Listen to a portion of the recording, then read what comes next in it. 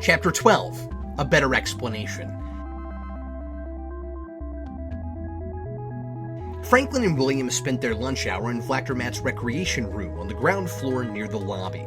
They often shot a game of 8-ball together on the pool table, but it had recently been replaced with a Nixothian table, which was about twice the size of a regulation human pool table. The Nixots played the game much differently than humans did.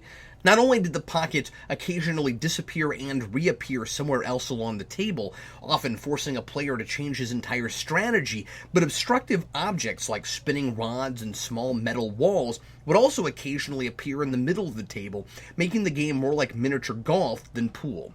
It was certainly more challenging, but Franklin didn't enjoy it as much. He didn't subscribe to the common axiom that just because something was enhanced by someone from another dimension, it was automatically better.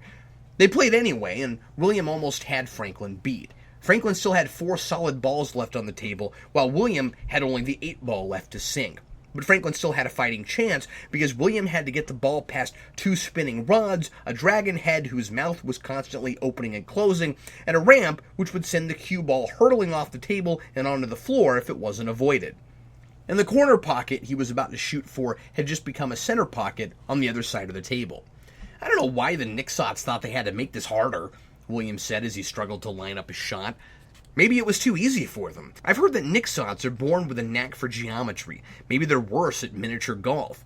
"Well, I'm great at miniature golf, and this isn't miniature golf. This game needs a par."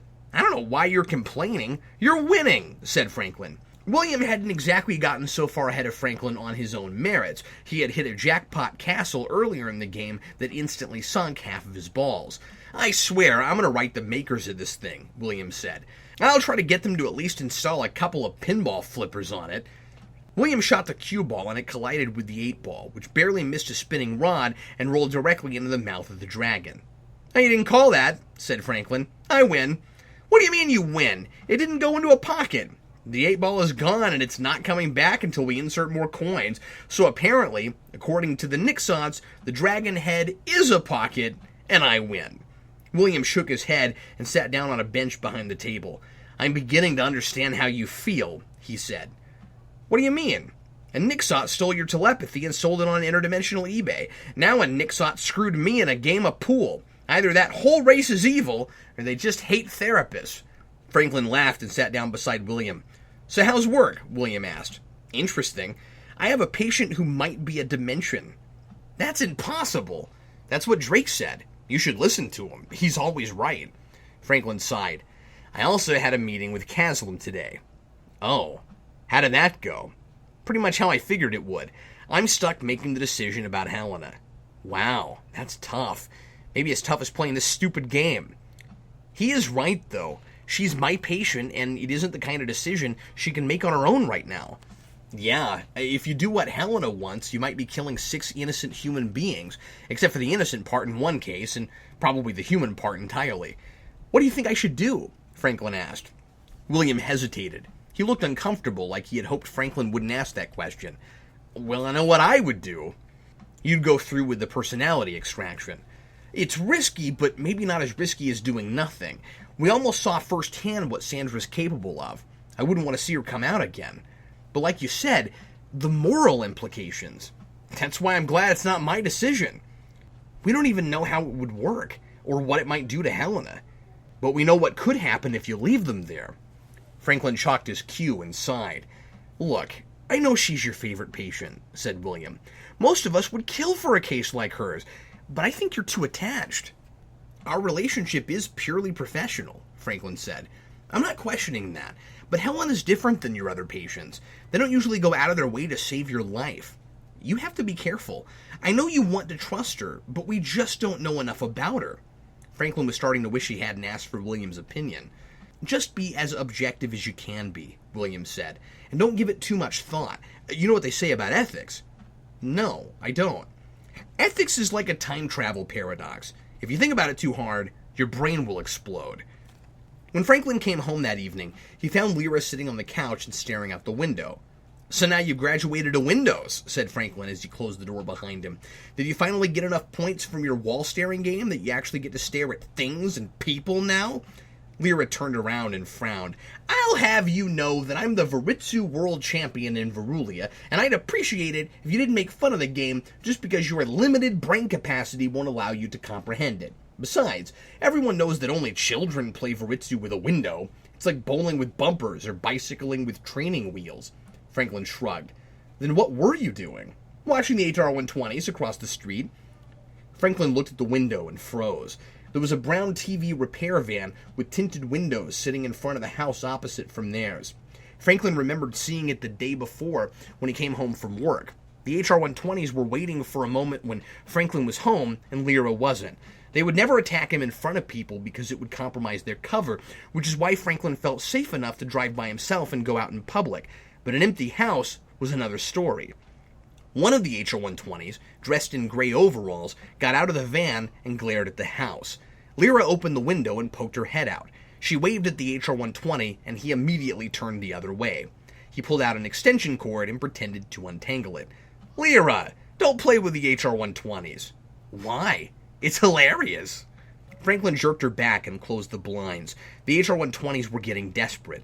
They had been looking for a moment of opportunity for a month now, and since they had claimed Franklin, he guessed it all had something to do with Helena. They probably thought that the longer Franklin had access to her, the more he could learn about her. Unfortunately for him, that assumption wasn't exactly the case. "I'm just trying to make them nervous," Lyra said. "Thought I ought to remind them about the risk they're taking. If they get too close, who knows what my intuition might pick up." Franklin and Lyra sat at their dining room table, and Lyra sorted through the day's mail. He asked her about her day, but she simply said it was fine. "You never elaborate. Work is always fine," Franklin said. "Well, it was. I'm not lying or anything. If I had anything interesting to say, you wouldn't understand it anyway. I doubt you'd appreciate the difficulties of translating Threapnoidian into Gractham. Gractham was a language that sounded a lot like popping bubble wrap. You're right. I wouldn't understand. And that's why I don't bore you with the details."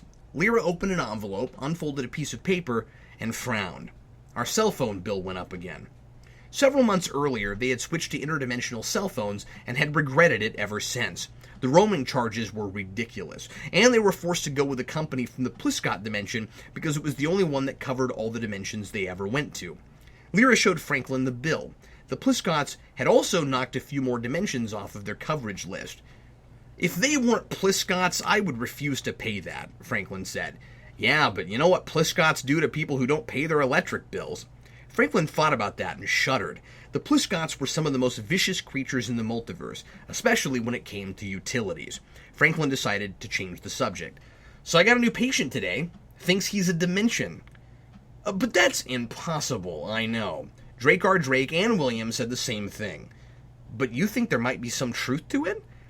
I just have a hard time believing that anything is impossible. The first thing I learned when I discovered that there was a multiverse was not to be surprised by anything, no matter how far-fetched it seemed. And now, a guy who sucks people into himself whenever he gets mad says he's a dimension, and all the resident interdimensional experts say he can't possibly be one. "All right," said Lyra. "I'll admit that it wouldn't be the first time the laws of physics have changed their minds. There was a time on Verulia when gravity just turned itself off for 5 minutes and then came back on, like a power outage. See? But there could be a million explanations for that. How could a dimension be a person and be inside of another dimension?" "I don't know, since the only dimensions inside of real ones are pocket dimensions." Lyra abruptly stood up from the table. "Wait a minute. Do they come back out?" "What?" "The people who get sucked into this guy, do they come back?" "Yeah, as soon as he gets angry again." "How do you get into Croxon Club?" "The same way you get into any pocket dimension, through an aperture."